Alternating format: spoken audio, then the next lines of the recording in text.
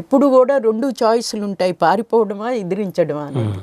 ఆ 2 చాయిస్ల్లోనూ ఆవిడ ఎన్నుకున్నది ధైర్యమైన సాహసమైన మార్గాన్ని. ఆ మార్గంలోనే ఆవిడ పూర్తి జీవితం, ఆవిడ చనిపోయేటప్పటికి 74 ఇయర్స్ 75 ఇయర్స్, అప్పటిదాకా చివరి క్షణం దాకా ఆవిడ యుద్ధాలు స్వయంగా చేసింది. స్వయంగా జిజాబాయి కూడా యుద్ధంలో పాల్గొన్నారా? జరిగిందా? ఎక్కడ జరిగింది? జరిగిందండి. ఆవిడ యుద్ధం, ఒక యుద్ధానికి శివాజీ ఇంకొక దిక్కు వెళ్ళాడు, అంటే అనేక ఫోర్స్ ఫైట్ చేసేవాళ్ళు కదా.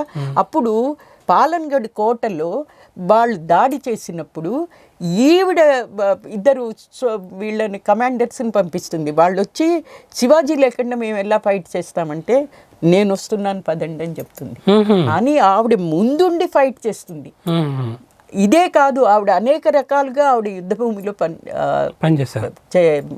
యుద్ధం చేసిన సంఘటనలు చాలా ఉన్నాయి.